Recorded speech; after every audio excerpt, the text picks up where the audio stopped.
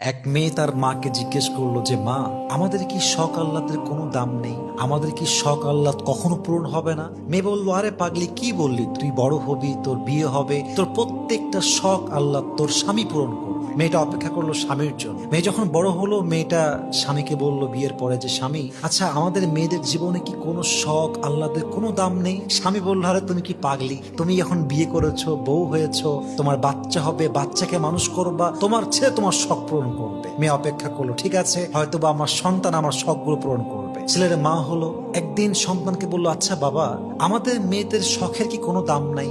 আমাদের আহ্লাদের কোনো দাম কি পৃথিবীতে নেই?